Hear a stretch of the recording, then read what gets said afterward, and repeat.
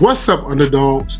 Imagine juggling on a roll, playing sports year round, and growing up in one of Baltimore's most iconic neighborhoods.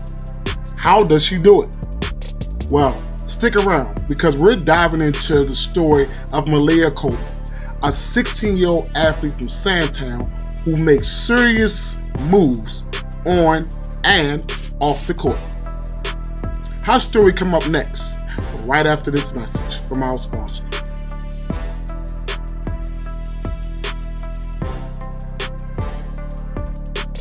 Full Court Dreams, the Underdawg's voice, is proudly sponsored by Rehab 2 Perform. Are pain or injuries keeping you on the sidelines? Our friends at Rehab 2 Perform have you covered. Now open in Owens Mills with 9 other locations across the DMV. R2P will get you back in the game and ready to perform. Visit rehab2perform.com and start your journey to peak performance today.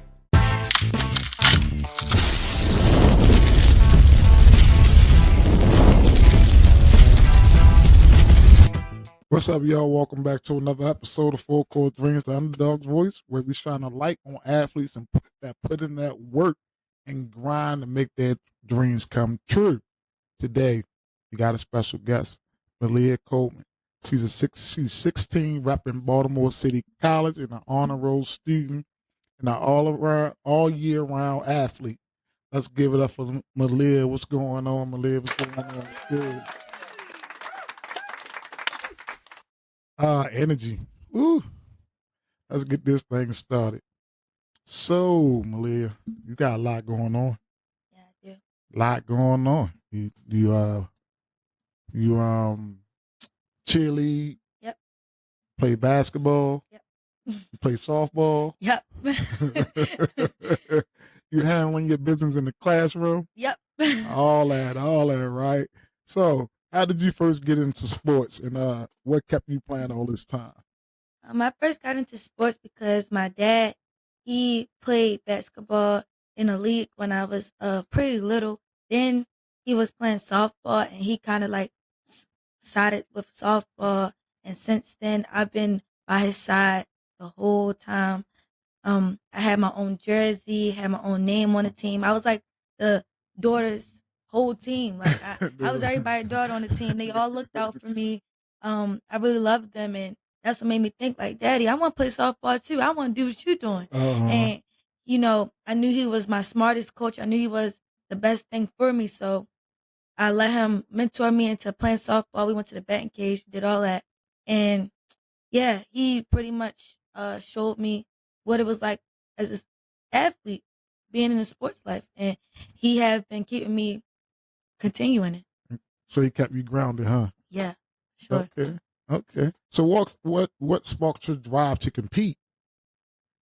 I just love competing. It was like, oh, we got to play against that team, and I know that I can beat them, or I know that I can put my effort and be able to show them what I got. I said, oh yeah, I like this. I like competing. Okay. Going hard, huh? Yeah, you gotta let them know. Like if my dad always told me, if you know it's a team that you're not sure you can beat, or like you're gonna have a fight, you gotta make sure everybody walking up that court like, well, they lost, but number one or whatever number I was, she did her thing. Right. So, right. Make sure you do your job on the court, right? Yep. Yeah. Court, field, whatever. Classroom, whatever. Yep.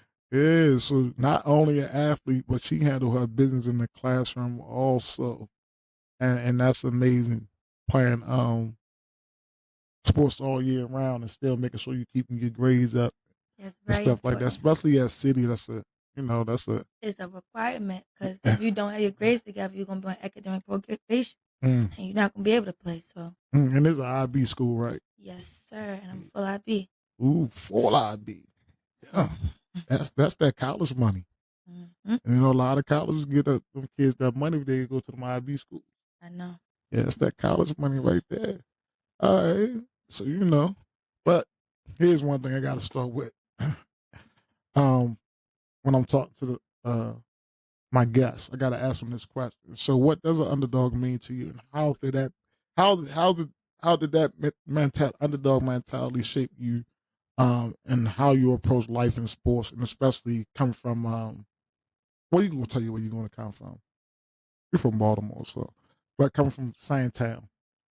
Being an underdog means to me that like somebody don't believe in you or somebody belittles you Mm-hmm. because of how you are, and so like say it was a team that you're playing and they know like, oh well, that team got these girls and that team has these girls, and it's like, oh yeah, for sure about to blow them out, stuff like that. That's Right, what right. underdog means to me. But as me as a person, Mm-hmm. a lot of people say, oh well, she too short.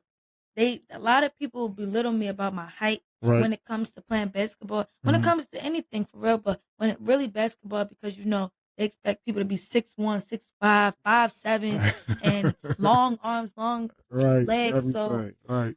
I use my shortness as an approach, like to the court, as an ability to use because I'm so short and I'm so fast, Right. and a lot of people can't keep up with me, and a Right. lot of people never know what I'm about to do because I pull out moves this way, that way. So I just use my shortness as a good thing, and I don't really take offense to it because they call me short all the time. I don't take offense to it. You see, one thing about me is I like little guards. I like little guards, man, because again, y'all have that chip on your shoulder. Yeah, Everybody like made a hand, but and I played with some of the best guards in Baltimore uh, City. Shantae Rogers, my man, Beat Street, Haywood Eddie. So I played with a lot of short guards, man, and whew, I hated playing against them. and that's another thing. That's another thing. A lot of people they get sick of me. They be like, "Bro, she won't stop taking the ball from me. She won't stop. She won't stop," and they get upset. But I'm just using what I know, especially Right. like with bigs.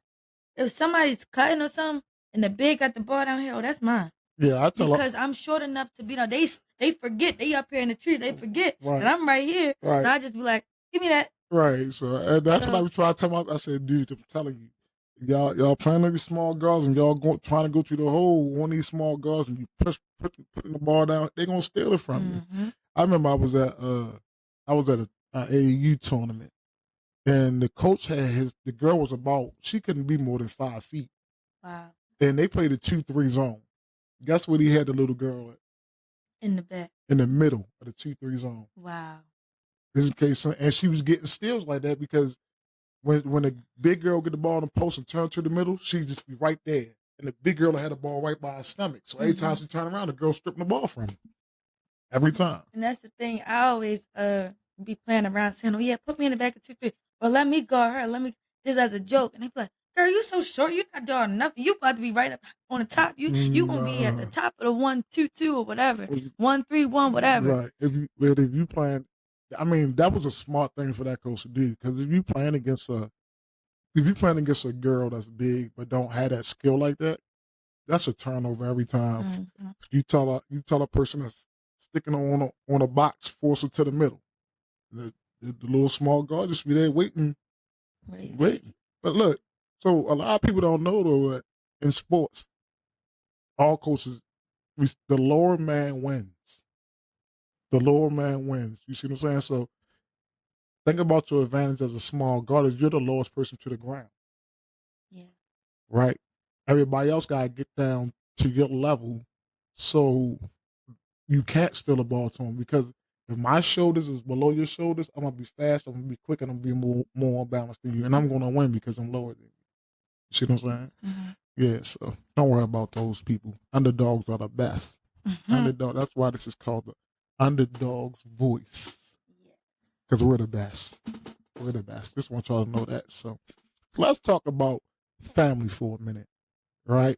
How has your family supported you through this journey? And we know growing up in Baltimore has its challenges, right? Mm-hmm. Um, and down in Sandtown, like my people used to live down in Sandtown. So I used to be down there every weekend and stuff like that. So how did they keep you grounded and focused on your goals? Yeah, my dad, he let me know like outside is gonna be there. Your friends is not going nowhere. So a lot of times, like when I was little, growing up in Sandtown, all we did was do is hang outside. Right. We'd be outside together, be outside together, play around, play, play, play. That's all we did all day, all night, talk and play. Mm-hmm. And that was before, I even wanted to get into the sports thing Oh, yeah. Oh, there you go. before Ooh. I even wanted to get into the sports thing. So once I started saying, "Oh, Daddy, I want to play sports," I would have to make up my mind. It's either Mm-hmm. you going to practice Right. or you want to go outside and hang with friends. Right. And he let me know like they're gonna be there. If you go to practice today, that means you got better on your game. That means you got better mentally with the sport that you want to play, Right. and you can go outside later.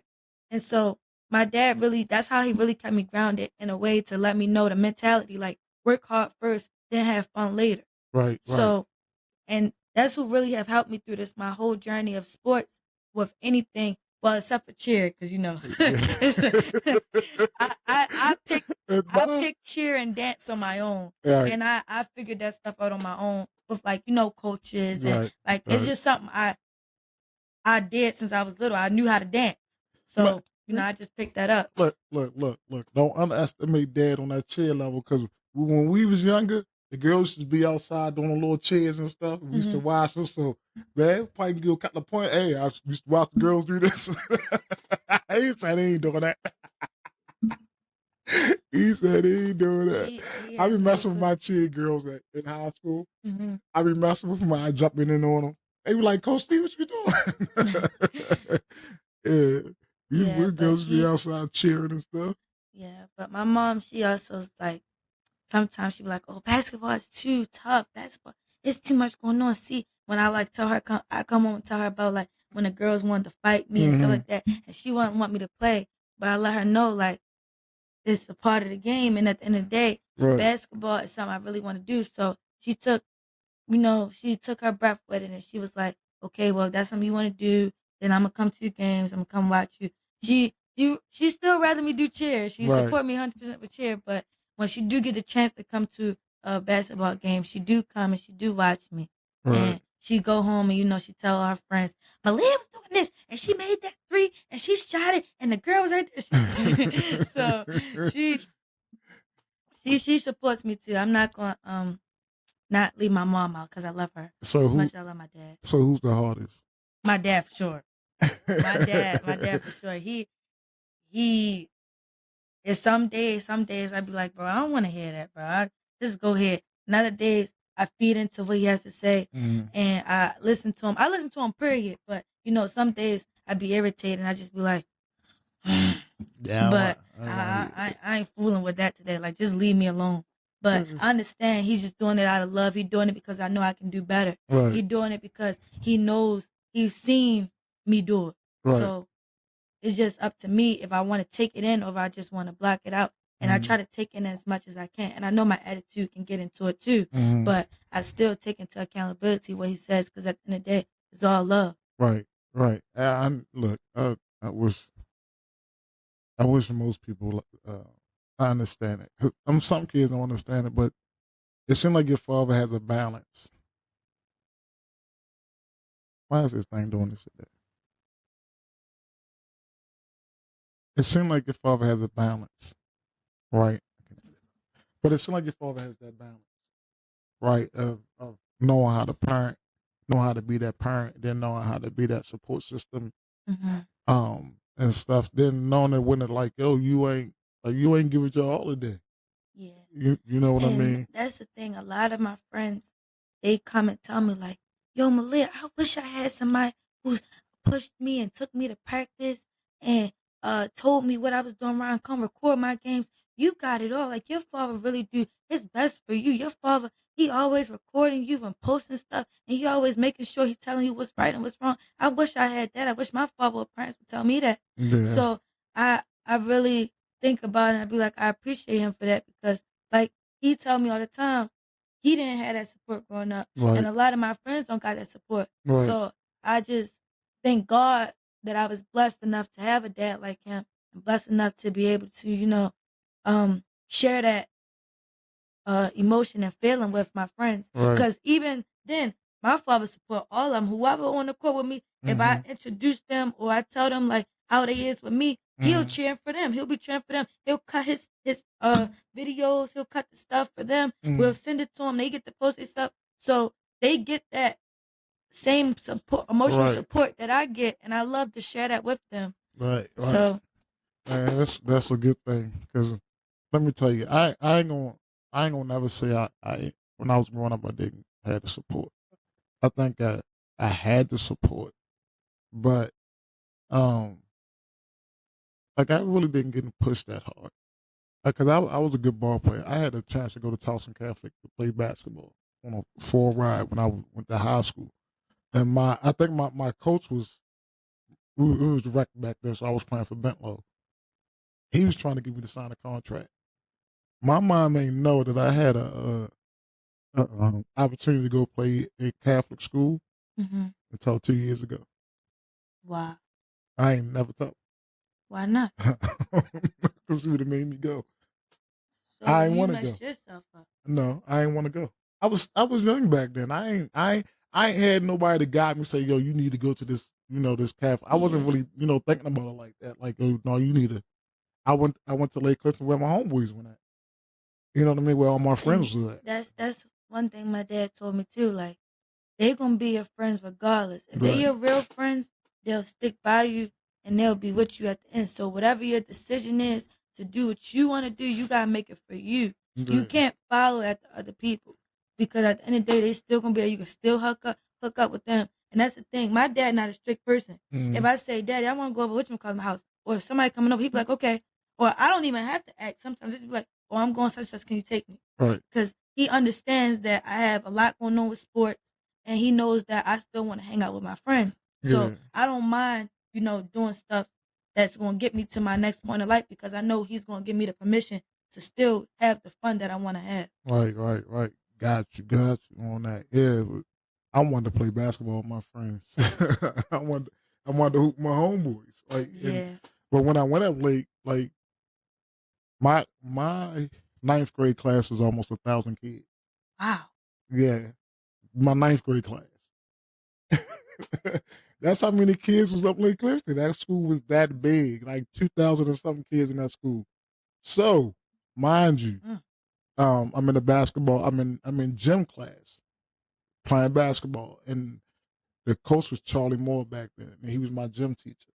So he used to watch me play, watch me play, watch me play. So a couple of days went by. He came up to me. He was like, "Hey, I need you to come to my basketball practice." I was like, "All right." I get to basketball practice. When I say it's about 1,000 and something dudes in there practicing, Wow. it was about 1,000. I was like, "Oh no, I ain't doing this." Yeah, it was like 1,000 people with that. I was like, "Nah." See, that's one thing I think about boys. I'd be like, y'all really got it way harder because every single boy is either football or basketball, and you got to be the top out of the top out of the top out of the top out of Yeah, the top. it Like, was. and now it's Yeah. getting to the point where a lot of girls want to play basketball, but at first it was more of like a boys thing, but now it's a lot of girls. The girls basketball thing has erupted so big and humongous, Mhm. so now it's hard for us too. But when I think about y'all boys, I just be like, man, I don't know. I would have Yeah, gave up. It's too many. it was too many dudes in that gym, and I was like, "Oh my gosh, I should have went to Tulsa Catholic." I should have went to Tulsa Catholic, but it's neither here nor there. I'm good with it. I I I think I think I settled my piece with it, so I'm good with it. It was just, it was just that. Maybe I wasn't meant to go there. I don't know, but who knows what would have happened. But it was cool. All right. So speaking of Baltimore, you're from Sandtown, a place where it has a lot of history and resilience. So how has growing up there influenced the way you see the world and the way you approach sports? And do you feel like it gives you that extra edge? Yeah, of course, because me growing up in Sandtown, I played against a lot of boys Mm-hmm. on the basketball court outside. And they would be like, oh, you're a girl. You're not going to do all that. I'm going to beat you and no problem. I'm not going to do this. I'm not going to do that. That's all they said to me because I was the girl. I was the only girl out there trying to play with them, trying to hoop with them. Right. And if I would make a shot, I'd be like, oh, that was luck. Oh, she didn't mean to make that, something like that. So it gave me that extra push. Like, if I can't play with the boys, I Mm-hmm. can compete with the boys, Mm-hmm. then I know when I go out on the court with the girls, I'm gonna be ready. Right. Because boys are more tough. They're taller, they're bigger, Stronger. and they're stronger. Right. So I knew me playing with boys, it would make me a better player all put together. But also with the trash talking, I knew girls was going to trash talk. I knew girls was going to say slick stuff at their mouth. So it made me like, if I didn't entertain that Mm-hmm. and just show them on the court what I can do, I don't need the trash talk. I don't need to say nothing. Right. Now, if I'm hot or something like that, a little celebration, a little something, somewhat. But I'm not the type of person to talk trash at all. Right. I just like shutting you up. Right. If you're gonna keep talking trash, then that's on you. Just don't disrespect me. Right. Like my mother said, don't let nobody punk you. Right. But Mom be tripping. yeah, don't let nobody punk you. Don't let nobody like think they up here and you down here and just can push you around or say whatever they want. Mm-hmm. But at the end of the day, this is about basketball. Right. It's about basketball at the end of the day. So, and Sandtown is such a short and little city. Right, it's a little community. Yeah, it's a little community. You think it's the same thing every day. People go outside, people sell drugs, people sell their bodies. You think that's it. That you think that's the world. Right. But once I was able to play basketball and go out and see other towns like Tennessee, Atlanta, Philly, Pennsylvania, I got to see a lot of different. That's not even all of them, but I got to see a lot of different stuff. Kentucky, got to see a lot of different cities. Right. So I'm like, oh, this not at all. Yeah, this not it. Yeah, this not it. So it made me think like, if I could play basketball and actually make it, and I get to travel the world like that and see all this different stuff, I'm gonna work hard to get to it. Right. Yeah, basketball can take you a lot of places, man. And it already have with just AU. Right. I think that's one great benefit from AAU is getting kids to see things that they never saw before. Yeah. I think that's one of the biggest aspects of AAU. One of the good things about AAU now, and I ain't gonna say A because all right, so people get mixed up. So everything is not AAU, right? AAU is its own entity. Mm-hmm. We just call it AAU, but mostly all this stuff is travel ball or the circuit, right? So AAU is its own entity where AAU follows certain guidelines, right? So they're different. So trust me, when you say AAU, you talk about all the problems in AAU get mad.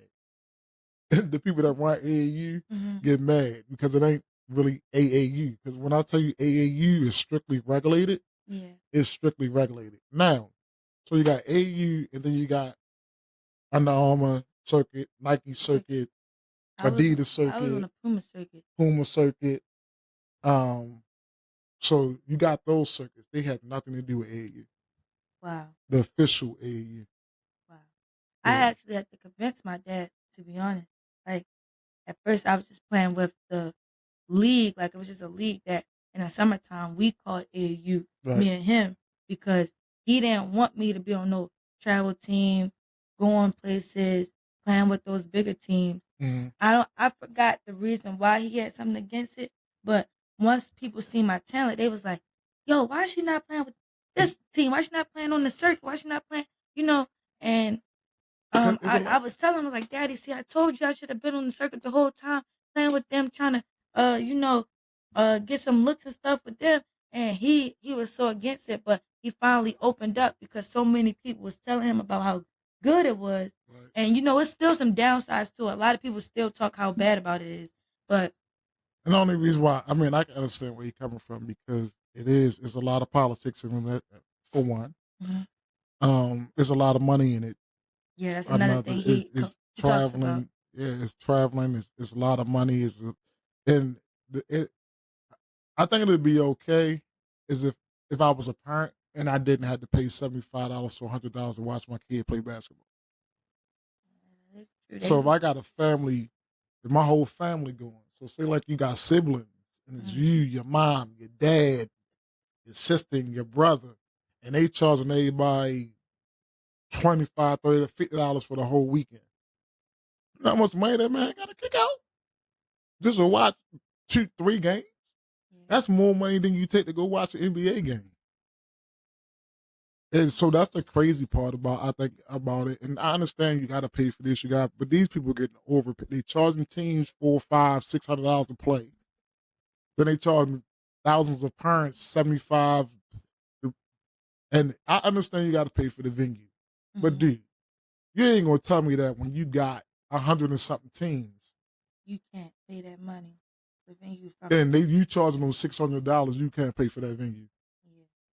I can see you charging parents to get in the venue, but $75, $50, then parking $40, $50 too on the side. You know what I'm saying? So parents look, they spend a lot of money on that AAU circuit, and you could be playing local, recording your games, sending them out to college coaches, right? And saving that money for college. You see what I'm saying? Mm-hmm. Yeah. So I mean, that's what basically I like for my girls. I didn't travel with them like far until they was like 11th grade. When they was below 11th grade, we stayed local pretty much. The only first place we went was Spooky Nook. Once I got in 11th grade, we went to Florida and we went to Kentucky. Once I got in 11th and 12th grade. Wow. But my parents really hardly had to pay anything because we raised money. Yeah. We raised money. So that was the killer with that. So I understand why he said he didn't want to, do all that because it's stressful sometimes, man. Especially when you're not with the right organization. Mm-hmm. So you said you was on a Puma circuit. Who you played for on a Puma circuit? One life, one shot. Okay, so y'all played against my girls? Lady Cut? Yeah. No. Yes, y'all did. No, we didn't. They wasn't called Lady Cut on the circuit though. On a Puma circuit. What was they called? They was called it was a DC team. What was the name of that? What was the name of that? What's the name? The only team I can remember that had black girls, it was that white team, and it was the she team. But it was white jersey. I just can't think of it was like X something, and it was the she team that we played against. I'm trying to think of the name. Team Museum. You ain't play against Team Museum? Mm-hmm. Oh, because they destroyed everything on that Puma circuit. But they was like, I think that my DC, because that's my DC team. The guy I know, he runs that team down there. They call Team Museum because Museum is a closing line in DC. Okay. So they're on a Puma circuit. So they just called Team Museum. Yeah. But yeah. So but with that edge comes something else, right? So how does Maliyah Coleman keep pushing forward where most athletes might call it quits? Honestly, it's been multiple times I want to call it quits, and I want to be like, man, this not for me. I'm gonna just do something else. But at the end of the day, you gotta think about the bigger picture.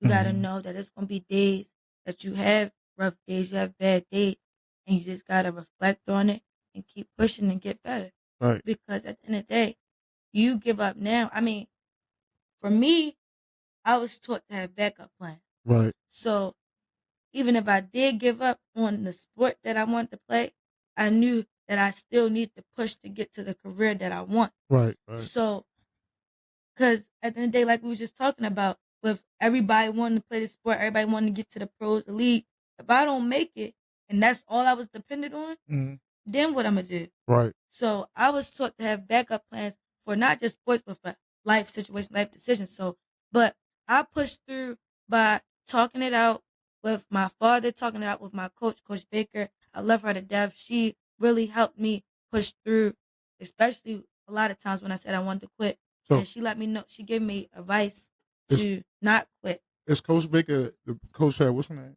Is she City? City? JV coach? She used to. Oh, okay. She used to. But we still call her Coach Baker regardless, because that's my coach regardless. Right. I got you. But yeah, and that's really what helps me push through, just taking a minute and thinking like, and that's another thing, love for the sport. Right. A lot of people don't have that love for the sport. So they just quit. They'd be like, "Oh, I didn't really like it anyway. I'm not that good anyway." Right. So they just quit. But I know I have a lot of talent, and I know that I have love for the game. So by the time I'd be like, "Oh, I quit," and I go watch a game, or I go see my friends or whoever still playing basketball. I'm Mm-hmm. like, "Dang, I wish I never would have quit. I wish I would have. I still was playing Mm-hmm. because I know how much I really love the game Right. and how much I like playing." So every time I say I'm a quit, I just be like, "Nah, cause Maliyah, you gonna regret it later. So you might as well just play. Might as well Right. just play. Get over it. Just play." Right. So Right. So you have to love this game yeah, because basketball is like basketball is hard and basketball don't have no feelings. Like it ain't going. You give a lot to basketball and will not give you anything back sometimes. yeah. You know what I mean? You be in the gym working hours and hours and You might go in the hours game and and score 2 points. right and you know what I'm saying? And then at the end of the day, you be like, yo, why am I still where I'm at? Right. You know what I mean? Or why I ain't here and why I ain't there. So that doubt start to creep in. But basketball go tell you, yo, you still got some work to do. You know what I'm saying? So, And another thing that pushes me as well is my elementary coach, Mr. Sean, that had passed away. mhm, Every time I think about like quitting or not playing no more, I just think to do it for him right, because he um was my first basketball coach. Like, right, well, besides my dad, mhm, so he really loved us to death. So I feel like I would feel hurt or bad if I stopped playing right, because he really wanted us to play. And there's a lot of girls I know who played for him who stopped. right. And I'm like, I be on my head like, well, dang, what about Mr. Sean? You're not gonna keep going for Mr. Sean, you know? He would have loved for you to get here and get there, but everybody don't have the same mentality. So I just do me. And you gotta have that why. You always gotta go back to your why. Yeah. When you feeling down or something about something, you always gotta go back to your why. Like sometimes I don't feel like doing this. For real, man. I'll be like, man, I gotta get up and I gotta edit these videos. I gotta do Yeah. this. I gotta schedule this. I gotta email people. I gotta do. I don't even want to do it sometimes, but I gotta. That vision board right there is my why. Yeah. That vision board is my why. That's why I'm sitting here and it's right there, so You can see I it can every see time. it. You know what I mean? So that's my why. And every time I'm down here and I'm doing something, I look. I say, all right, let me get this. Let me Yeah. get this done. So when you're doing something, you always gotta have a why, and that why gotta be strong. It can't be wavered. Like you can't, it can't be no weak why. It gotta be a strong Yeah. why. For sure. For And, sure. and if that coach is one of the reasons, that's one of your whys, then you know what I mean. You use that as momentum to keep on keeping on. All right. So you're at Baltimore City College, right? One of the most well-known schools in the city, Castle Grace School. Man, we the castle on the hill. Castle on the Castle hill. on the hill. Huh? Best school in the city. Mm-hmm. Okay, I give you that one now. Still the Wasn't best in I the city. give you that? I give it to you now. Castle Grace School. So, what made you choose City as a high school? And what is the academic? Well, what is the academics and sports and something else that pulled you in besides? I mean, I honestly didn't even know what Baltimore City College was. It was my best friend who she told me, she was like, "Come on, go to City with me. You need to go to City with me because that's where all the smart people go." Because we was like the smartest in the class. Mm, So, she was like, "That's where all the smart people go." My older sister went there. It's such a great school, and that's the school I'm going to. And so me and my dad, we looked into it. Me and my mom and my dad, we all looked into it. We was like, okay. Well, my mom wanted me to go to Poly because mm-hmm. my cousin went to Poly, and she was like, "Oh, go to Poly because um, your cousin went, and that's a good school, you know." Um, I and then she wanted me to go to Mercy. I Oh was no no no no I no was no originally gonna no go to Mercy, no so no no no but no. I sent my application in and I didn't get accepted, so I was like, all right, I know I'm supposed to be at City. All right, So I put no. City at my top list, and then the rest of them I just put on there, and I got accepted. So I was happy I got accepted. And once I heard about the academics and stuff, I was like, okay, this is where I need to be because I'm a real smart person. All right. But yeah, I didn't know nothing about the sports. I knew like high schools they got all the different sports. I Mm-hmm. knew I was going to play basketball, Mm-hmm. but I really didn't know nothing about it, about the school. Uh, well. Yeah, it's because you're from Sandtown. Yeah, but I'm glad I did because a lot of people was going to zone schools like Carver and Emerson and Mm-hmm. Dunbar, stuff like that. And I'm like, oh, well, I'm supposed to go to these schools because where I live at. Right. But then, I was You got to, introduced to city. So, right. You got to step into the city. yeah. Which was a great choice.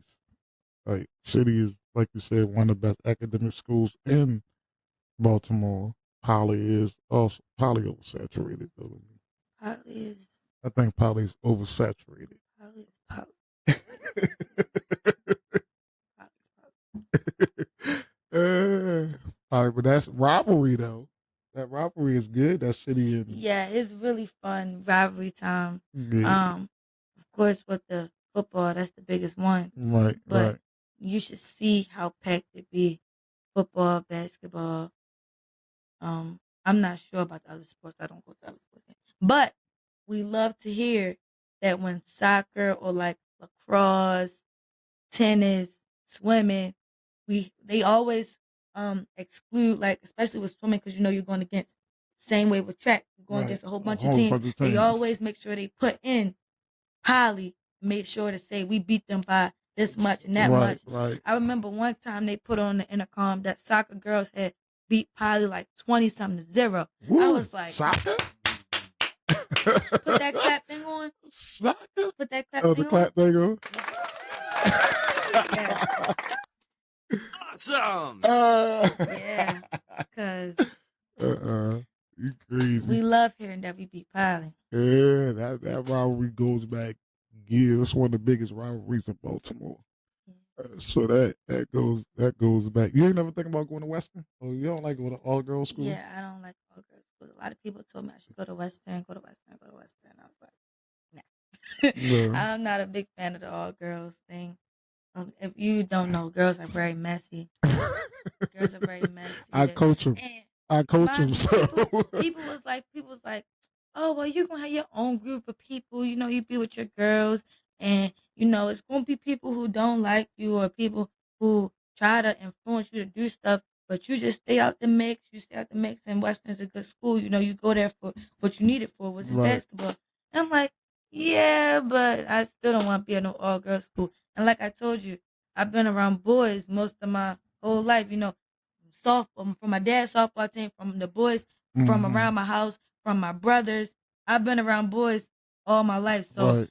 it would have been really weird for me. And my mother really had to force me to even apply to Mercy because that's all girls school. Yeah. And she really, really had to force me to go because I didn't. I wasn't. I'm not for it. I'm not for it at all. I can't be around a whole bunch of girls. I don't even like being around a whole bunch of girls now. I wish I would have talked to him about that Mercy stuff. I can't do it. I was like, no. But some girls, they like that stuff. They like being around a whole bunch of girls. Some of them like girls. So I'm not. Yeah. I'm good. Yeah. Don't mind my I got friends at Western. Right. I got friends, but you just don't want to be there. Got you. Yeah. Got you. Well, you made the right choice. You at City and you doing big things at City, so you made that right choice. You made that right choice. Man, that was powerful though. So you heard it from her herself. It's all about the underdog mindset. It's all about never settling, always grinding, and knowing that there's more in you, even when others doubt you. Right? Yeah, because I'm trying to tell you, people will doubt you so bad and try to get in your head a lot, and you gotta tell yourself they just saying it just to say it. All right, they don't got nothing else to do. They don't got nothing else to do but to just say what they want out their mouth. People are stupid. People are stupid. I'm for real though. All right, look, I can't agree with you more. It's just a lot of people like, but you know what? People try to reflect their insecurities on you. Yes, they do. You know what I mean? Don't get mad at me because I'm doing my thing, and you ain't brave enough to do yours. Right. So you're trying to stop me from doing mine. Yeah, and that's the thing. My dad always told me, stand up. That's right. People reflect. People tell you you can't do something. No, don't tell you what you can't do. Like, don't tell you what I can't do. Right. Like, You can't. You don't believe in yourself that you can do it. I know what I can do. Don't be trying to. Don't bring that over this way.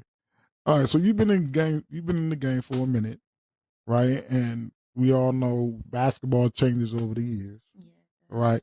So what are some of the biggest changes you noticed in sports, and how did you think? How do you think it impacts the way people play the game compared to when you first started?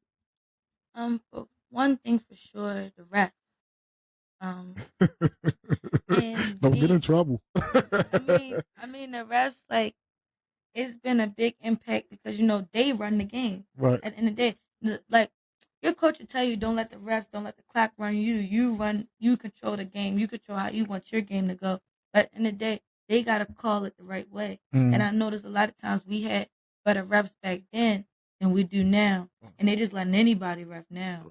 And so, but another thing is like from going from little league to getting older, you get away with a lot of stuff. Like they might not call that travel that one time you travel. They Right. might not call that double dribble, whatever. But as you grow and you keep getting better, you're not gonna get away with most of the stuff that you do. No, So you're you not. gotta be ready for that next challenge. You gotta be ready to compete. You gotta be ready to go. And other than that, like you gotta make sure your team is together. Um you gotta make sure your coach is the right coach for you because a lot of times coaches will do you dirty. And there's a lot of politics that comes in the games now. There's a lot of favoritism that's in basketball now. It's a lot that goes on that wasn't really happening when I first started. It was like you just go out there and play. You go out there and have fun. Now it's more of a serious type of manner where if I don't get this three or I don't make this bucket, then I'm gonna be sitting on the bench. Right. And a lot of girls didn't get to go through that fun experience of the sport before it got to the point where you Got can't even service. you can't even enjoy the sport anymore with certain teams or certain coaches because they need you to be a certain way for them. And if you get what I'm trying to say, No, no, no. I got you. I got you. It's levels, yeah, and but it's a lot of stacking yeah. amongst the teams, and like Nah. everybody's good now. Like back then, you would be like the best two players, best three players. Now everybody good. Yeah, when you get older, that's Everybody how good. when you get older. That's how I get. But no, I understand what you're saying. Some referees, and there's a rough shortage now, so people, trying to get in reference. So you're especially on the JV level, you'll have the refs that haven't been refing that long. Mm-hmm. So they might make some bad calls and stuff like that. But they get better. As far as coaching, you do have some coaches that when you make a mistake, they pull you right out the game, Yeah. right? So they don't really give you a chance. So that messes with your confidence. But Mm-hmm. another thing, and man, one of my coaches we was talking about was how do you feel about entitlement in the game? Do you think there's a lot of entitlement in the game today? What that mean? Entitlement mean that people think they deserve something. They like just because they worked hard, they think they deserve something. Oh yeah, for sure. Yeah. So I think that's one thing that messed up the thing that people think they deserve to play varsity. People think that they deserve to get all the playing time in the world. You know what I mean? That they don't got to show up to practice on time. You know what I'm saying? Still think they're supposed to get playing time. They don't got to work And that some of them hard. coaches go for it. Yeah, I don't go for it. Hey, you can come in my gym late if you want to. Hey, you don't got practice today. What you mean, coach? You don't got practice today. Why? You late. Like practice already started. That definitely have happened to me when not me being late, but I was already in the gym with my team, and the girl thought she was gonna get away with coming in late or coming in after. Keep saying every day she kept saying, "I had coach class, I had coach class, I had coach class." Right. And, last year we had some young coaches. We had coaches that think like us, so we couldn't get away with trying to be slick about where we was going or what we was doing before we got to practice because Right. they knew at the end of the day they knew like it would be cool. Like some of our coaches would come in during the day to see we in class to see what if we're doing supposed to. So she came in and she was like, "Where were you?" She was like, "Oh, I had coach class. I had coach class." She was like, "But did you put in the group chat that you had coach class? Did you let other people know what coach class you was in?" She was like, "Yeah, I put." And we was all looking at her like, No, you didn't. And so she was like, "Go ahead, bye, go home. You're not going to come to practice today." Right. And she was crying and all that. At the end of the day, you think you this big person that can just miss practice and do what you want, try to be with people you're not supposed to, Yeah. and the coaches ain't going for that. Nope. So it's up to you, you know. And that's another thing about with my father, life lessons, decisions. Right. Outside, whatever, because you know we have Duncan by our school. Right. Duncan is the biggest thing. Everybody go there to school. Duncan's gonna be there. Right. They ain't gonna run out of donuts. Right. Duncan's gonna be there. Your friends are gonna. And now it's like, and now everybody plays a sport. Everybody does something. A club, something. Mhm. So who you waiting for? Who you trying to go see? People going to practice. People going to clubs. Right. You gonna see them. You gonna see them tomorrow in school. You gonna see them. Man, she wanted that donut. Stop playing with that girl. I don't know if she was going. I don't know if she went to Dunkin' that day, but see, I don't know if she big was going to back. Dunkin' that day, but Big back. She brought that donut. They like, oh, Lord, and she that's the wanted thing. that They donut. give us time before anyway. Like practice won't start till 3, maybe 2:45, Mhm. and we get out at 2:20. Oh, So okay. you have enough time. It's just up to you. Right. If you're gonna be late, if you're gonna go, if you're not gonna go, if you I don't even care if you're in the locker room. If you ain't on my line at 3:00, that's another thing. you ain't practicing today. We used to be in the locker room until like it was time to get on the line, and we would be like, "All right, y'all, come on, put your shoes on, put the practice jersey on, and then we can sit and chill and talk, whatever, be on our phone, and then we'd be like, all right, y'all, it's 2:58, let's get on line, or if it's 2:38, get on line. We don't play that. No, you got to be on my line at 3. Don't be coming walking out of the locker room at 3:00. You got to be on my line at 3:00.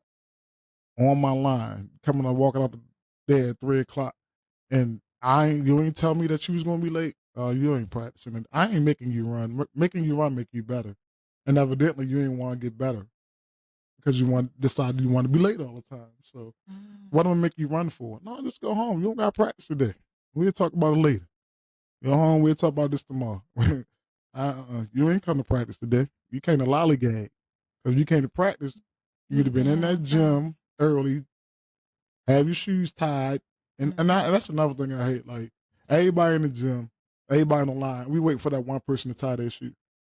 Oh, like you've been sitting there for 15 minutes, and now you decide to put on your shoes when we get on the line. Like, no, don't even worry about getting on the line. I thought you were saying like, say y'all been already doing stuff and their shoe coming tied, and then you gotta tie your shoe. Oh no, I'm talking about putting the shoes on. I'm talking about everybody online. My shoes coming tied. So. No, everybody online, and we waiting for that one person to tie. Like, all y'all been sitting there for 15 minutes talking. Everybody else was while they was talking, putting on their shoes. Mm-hmm. You ain't put on their shoe. Now they all got up and got on the line. It's 3:00, and then we wait for you to tie your shoe and put your shoes on. Like, nah, you go home. Go home. I ain't dealing with that today. I am not dealing with that today. All right, so now let's get into your honor roll business, right?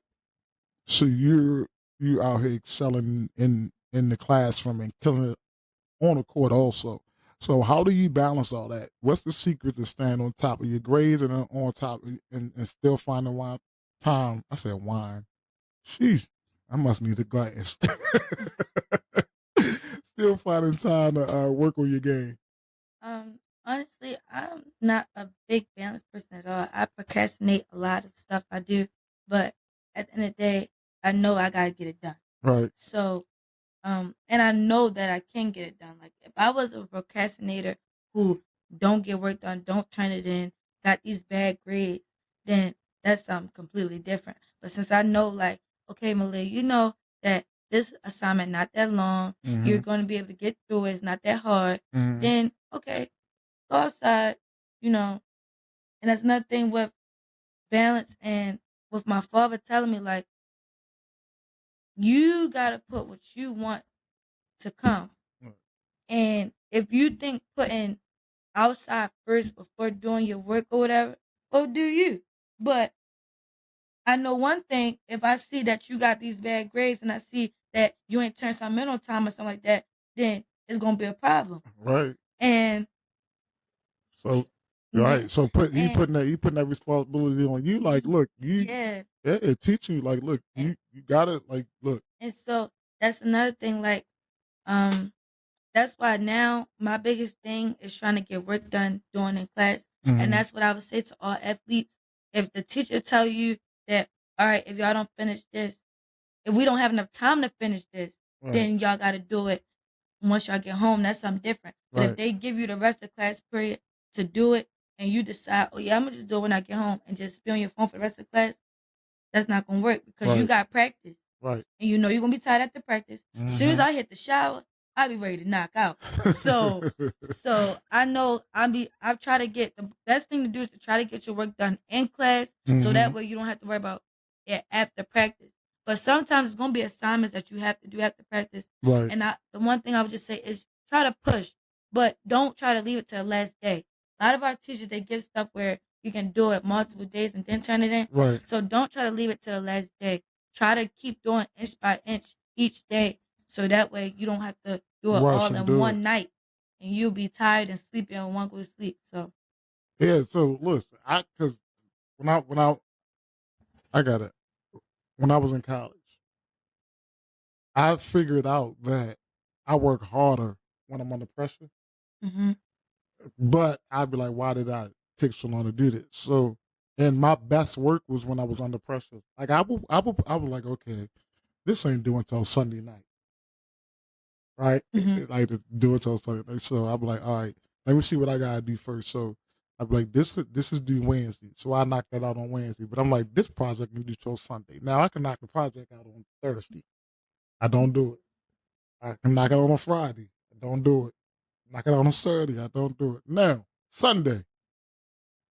It'd be like now. I get up like, shoot, I gotta do this double. But for me, like it made me work better. Like that pressure, being under that pressure, I had to get that thing turned in. Mm-hmm. Oh my gosh! See, I can't be under pressure. And I got all A's. Wow, I can't be under pressure. I'd rather be comfortable in doing my work than to Me be under too. So pressure. that's what I'm saying. But that procrastination part, like I know it got to get done.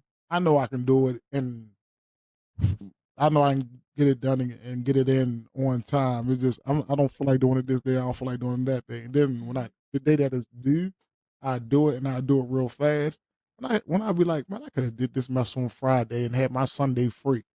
Yeah. You know what I mean? That's what I mean. But that's how I used to be. But me doing stuff at the last minute, it just for some reason I don't know why my brain works better when I'm under When pressure, yeah. like because of the stress level. So some stress is good and some stress are bad. Some stress, like if you had a high stress level, it can help you really work better. You know what I mean? So I think that's what happens with me is when I'm under a high level of stress, Mm-hmm. I'm better. So when you're in a basketball game, learn how to be under a high level of stress. So when you get in the basketball game, it'll be much easier for you because basketball games are stressful as heck. Not me. Yeah, okay. Not to me. And I mean, I that's think the high level of what. stress you could deal with. It's not stressful to you because you know you can deal with it. You see what I'm saying?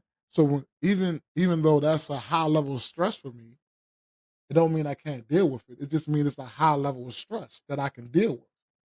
I deal with situations that are really stressful better than I deal with situations that are not that stressful. Because you gotta think quick. When Yeah. stuff's stressful, like you gotta think quick. So that helps you out in the basketball court. Because what you gotta do in the basketball court? You gotta think quick. It ain't Yeah. 1 second in the back. When you catch that ball, you got 0.5 seconds to make a decision. What you gonna do with that basketball? If you want to pass it back, if you want You gonna pass, shoot, or jab, if you want drive? to shoot, Right, if you want right. because but that 0.5 second you gotta watch the defender. Yep.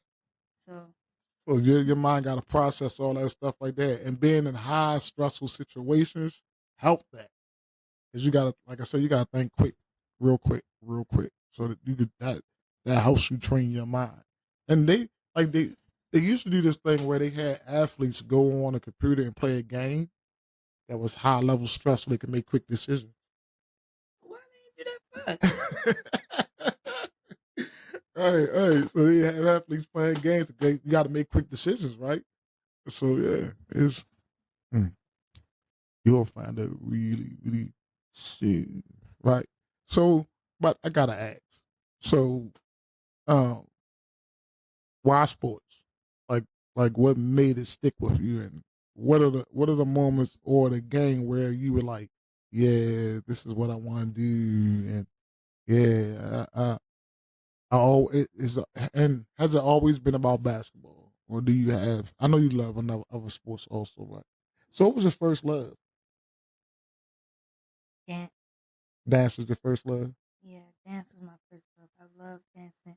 When I used to go to craft feast with my mom, when Mm-hmm. I used to go to parties, all I did was dance, dance, dance. When I was in the car with my dad, all I did was dance.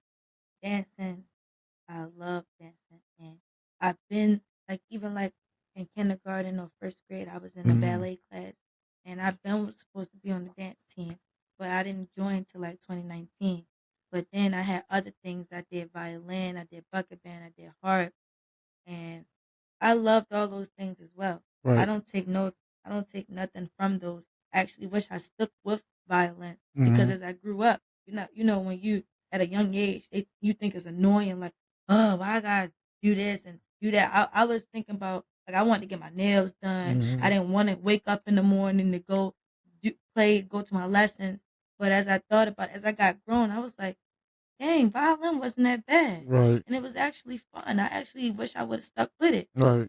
But I'm glad because at the end of the day, I was able to be on a dance team, do what I love doing. Mm-hmm. Then I went to basketball and I had to stop dance, which was such a heartfelt thing for me because I love to dance. And I still dance now, Right. like with my friends and whatever. Mm-hmm. But um basketball, once I played basketball, I was like, I'm good at this. Right. And I can play. So I'm like, let me keep working out, keep doing what I can to get better. And that comes in with like Coach Bob. He Mm-hmm. helped me a lot that I actually met and basketball opened a lot of doors for me. And Right. he was one of my doors that I love because he trained like one of the top, like LeBron James, Kyrie. Mm-hmm. He trained them. So Mm-hmm. I was like, all right, if basketball can open doors to these type of coaches, help me get to college, help me do this, help me do that. I was like, I want to stick with sports. I want to see where it takes me. Okay. So I really I really love sports. It's because like you said, the competing thing, it was competitive. I just loved it and seeing how much fun it was playing a sport and seeing the fame that came with it and seeing like, okay, I'm not the only one, Right. but Right. I'm gonna be the best one. Right. Right. Right. So did dance and all the other things you didn't help you out with basketball? Did it the footwork that you use in dance? Do you think that helped you out with basketball? No, I don't think so. Why not? You got good footwork. Yeah, it like trust me, you might not think about it, but because you were so good of a dancer, your footwork in basketball, it helps with your footwork in basketball. Like, do you know that NFL players, some of them take ballet? Yeah, I heard about that. Yeah, wide receivers I take heard about ballet. that. Do you know that offensive linemen and defensive linemen take like hand to hand combat classes Mm. because they got to fight with they do that stuff because it helps them with their sport. You think about a football player trying to get past another football player, or a defensive lineman trying to get, he got to learn how to swim. And so they do hand to hand combat classes to learn that stuff like that. You see what I'm saying? Yeah. So anything that can help you with your sport that's outside of your sport and it translate to your sport, like dancing will translate into basketball. And then volleyball translate into basketball. Well, basketball translate because you got to move side to side. You got to be react your reaction time. Help you with your reaction time. You see what I'm saying? Help you out with your jumping and all that stuff. Soccer helps out with your conditioning and with passing. You see what I'm saying? Mhm. So dancing out because there's a lot of girls that I interviewed started dancing first. They talk about, oh, I used to be a dancer. I used to dance. I used to do this. I used to do Mhm. and that's why they said. But then when I started playing basketball, it was just That's nothing with my being blessed to have a smart brain and playing all those different doing violin, harp, doing dance. I'm a fast learner. I yeah, catch on really catch on fast. real fast. And that helps with basketball because at the end of the day, I noticed some girls, and I don't mean to like bash anybody. I said, let me see. You cannot be dumb and play basketball. I mean, I wasn't gonna say it like that, but you can't. Dumb, like dumb and basketball do not go together. Like you said with the 0.5 thing, I'm able to catch on in the gym training. Right. All right, they tell us crossover behind the back through the leg. Right. Some people be like, wait, huh? Right. Even sometimes I'd be like, huh, because they do it one time. Right. But once I catch on, I caught on, I started getting my handles together. Right. Handles, good. Start shooting. Shooting. Trying to get my form right. Once I got the hang of that, I caught on to that fast. Like even my father, when he first showed me, I need to flick my wrist, caught on to that fast. So in the basketball game, when a defender do that, you got to hurry up and go. You got to hurry up, get there. Same thing with passing, like you said. If you see the person cut and you see the man trailing, you got to get that pass there. Right. You can't wait. Right, basketball is about angles. You cannot wait. If you ain't smart and you don't know how to angle that ball, like I always tell my girls to make sure you pass the ball in front of the girl. Don't pass the ball where she at. Pass the ball where she's going. Yeah. Pass the ball where she's going. Some girls that don't understand. They try to pass it to you while you running. Right. Get it in front of me so I can catch it. Because you got to understand, I'm still running. They don't understand. Then I got to go back and get it. Right. Then, defense behind me. Why you passing the ball this way? Then I got to go back and get the ball right here with the defense. Oh, I tell them, yo, if you're passing the ball to the girl, put the ball between her and the basket. Mm-hmm. Put the ball between her. I said, don't even look at her. Find a spot on the floor where she's going to be at and pass the ball to that spot and where she's going to be at. And I'm like, I learned it from Magic Johnson. For real. My father tells me about him too. Yeah, I watch Magic Johnson all the time. I go right outside. I used to go right outside after his games, after watching him play, and go mimic everything that he did. Passing, all that stuff. No look passes. And I just mimicked it. I just got good at it. Like I said, I'm smart. I was smart in math. Really smart in math. So I knew angles. I knew how to get the spin on the ball to make the ball. I could make the ball go this, look like it's going this way and make it spin and curl that way. So the defender thinking the ball coming to him and then they just spin off of him and go to the person I want the ball to go to. Mm-hmm. So my sister and I may even be getting mad at me when I bowl because it be look like it's a gutter ball and then it just curve right into the middle and I just hit the strike. Really good at bowling. I don't know how to do it. Yeah, so and I'm like, yo, it's just the wrist. Like it's just the wrist.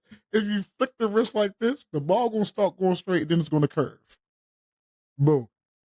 If you ever watch Kyrie Irving play basketball, Kyrie Irving said this is what he used to do with his layup routines. He used to spin the ball. He used to just spin the ball different ways off the backboard.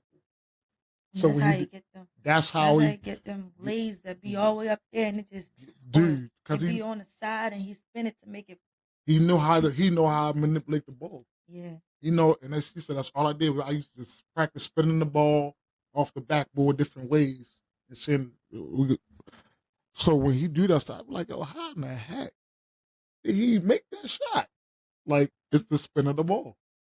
It's the spin of the ball. So, well. All right, fam. So we talked about wins.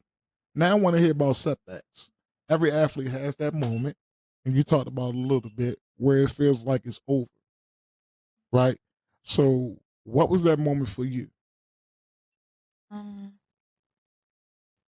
think one moment was where I didn't want to go to practice one day because of my attitude, and I didn't want to train. And I told my dad, I'm like, I don't want to train today. I don't want to do this. I don't want to do that. And he was getting on me like, how you supposed to expect to get better? How you supposed to do this? How you supposed to do that? If you don't want to do this, you don't want to do that. I'm like, well, I'm not going to keep putting myself through that. I'm not about to keep going through the arguing and going through having to go somewhere I don't want to go. So I was just like, forget it. I'm like, I'm not going to keep putting myself through that. If I know I can get to a good career without playing basketball, then let it be. Mm-hmm. I don't need to play basketball. Okay.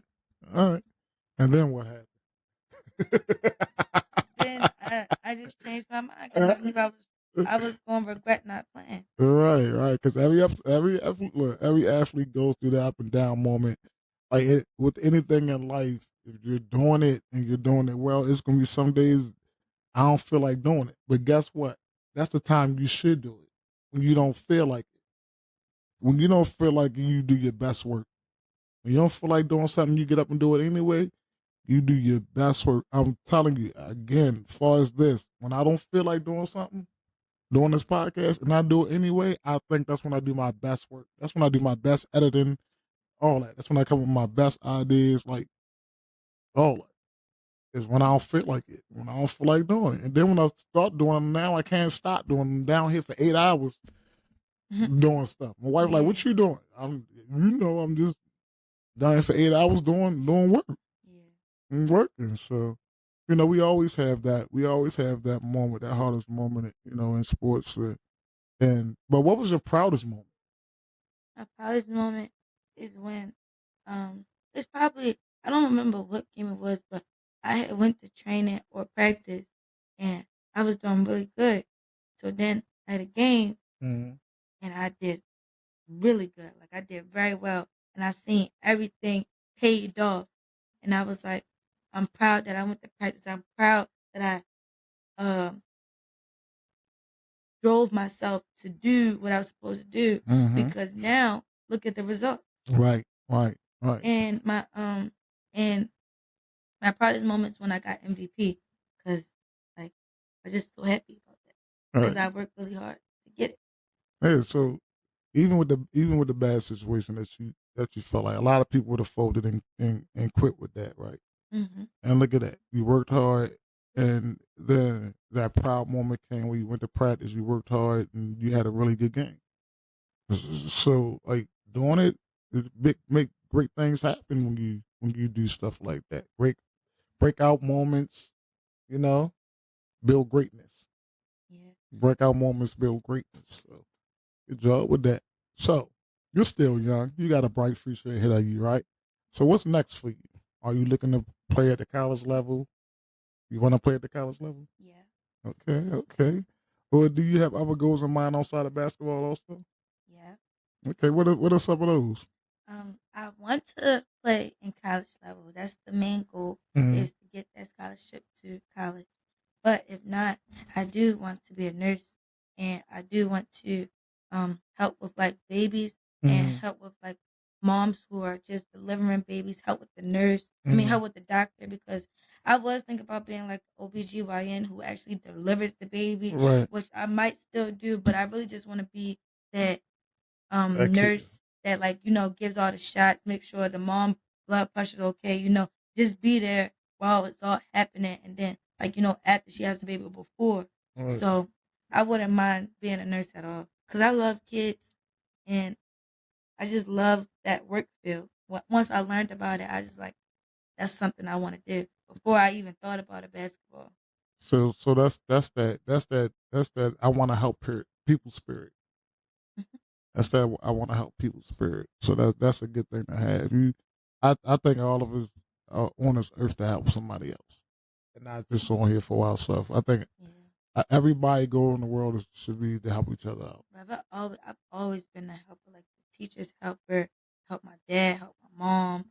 I've always wanted to help. Like they always got good reports coming back from school saying, Maliyah helped with this, Maliyah helped with that. Maliyah saw her friend or saw somebody didn't know what they was doing and she helped them. Right. And I've always been a helper. Like you can ask any of my friends. I've always been a really nice person. That's good, man. Look, so leave your story straight up inspiring. Um, Especially how it is in Baltimore. So you handle your business in school, playing sports all year round, and then again repping Sandtown in the best way possible. I know everything. I know everyone listening has been inspired by your journey and your hustle and your grind. So I really appreciate you coming out and doing that. But before we wrap everything up, so you play point guard, right? Yeah. All right. So you're the point guard.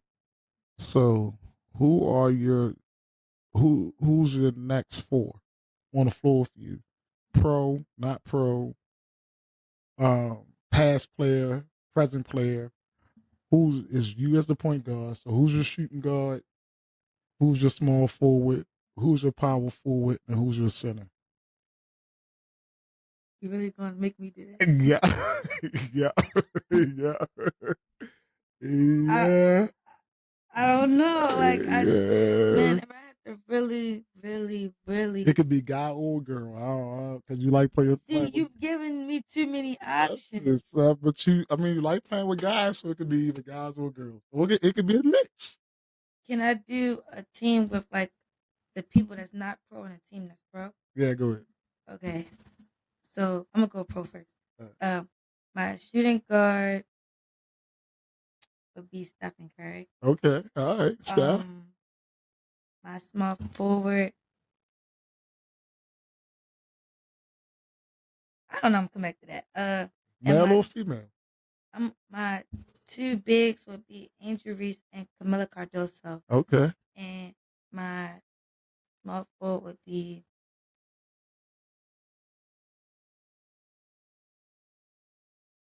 but he's not really a small forward. Who? He's more like a point guard. Who? Kyrie. Yeah, Kyrie is more like a point. So Kyrie coming off the bench while you playing point. yeah, I would probably start him over me, but Kyrie, you coming off the bench, bro? Man, see my picture of Kyrie Irving on the side of the wall. Yeah, my mother got me that for my birthday. Cause you know Kyrie is one of my best players. So yeah, I don't know who I would make the small forward. LeBron, you want LeBron? No. How you doing LeBron like that? No? No. No LeBron? No. How about Kawhi Leonard? No. No? No. Oh my gosh. She said no. No. All right, how about Candace Parker? No. What? No. All right. Maya Moore. Nah.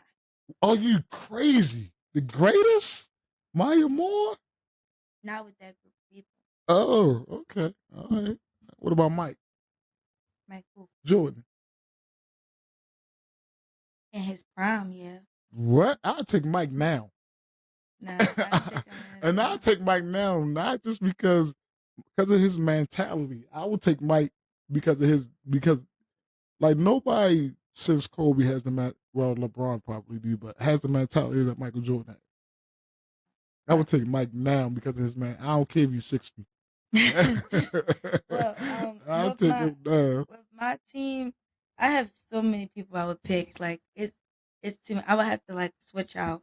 So like the shooting guard is out of like Paris from Western, and Kirsten that I know from Mount Carmel. She can shoot. And she be shooting that thing. She used to play for me. Yeah, she be shooting that thing all the way out there. She can shoot. Kirsten used to play for me. Then there's another girl I know who be knocking down threes all the time. I just can't think of her name. But other than that, oh yeah, Noelle could be my shooting guard too. Small forward, it would have to be out of like Maddie. She goes to Western, or Shamari. She's a good small forward. She hustles, real good small forward. Bigs. I love Maddie's twin sister Kenzie. Yeah. She gets to work, and she don't let nobody like little her. Like we teach her a lot about going towards the defender and showing them like, yo, I'm here. Right, you got a little girl, them little girls. Bumping that, bump. And Lily, she from Mount Carmel too. I would love her as a big as well because she's tall. She's good at putting the ball back up. She's a real good. Okay. I love her. Yeah, and I think I said everybody. All right. But like I said, it's a lot of people I know who play that I would not mind being on my team at all. All right. That's just the people I can think of now. Y'all heard her. Y'all heard her. She got her fire. She rolling with coming through the city, coming to get you. You heard it. So, thank you for sharing your journey with us today. Really appreciate it. Really appreciate it. So, to everyone listening, don't forget to like, comment, and subscribe. You can also check out my link tree for more episodes, a way to stay connected with all things, the Underdawgs voice, and get some fresh gear off my merch store. But before we go, let me throw a question out to our audience. I said, oh my gosh. What challenges have you faced balancing school and sports? So let us know. And how have you overcome them? So drop your answer in the comments below. And remember, every underdog has their day. And this is Coach Steve and Maliyah. And guess what? We're out.